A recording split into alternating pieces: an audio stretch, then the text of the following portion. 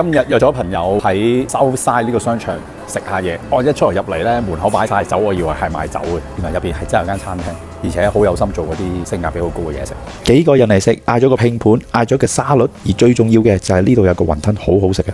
呢個雲吞我朋友介紹，佢話食過好味。啊，喂，你嚟先啊，俾過你啊。呢個係 Fusion 雲吞啊，一啲sauce。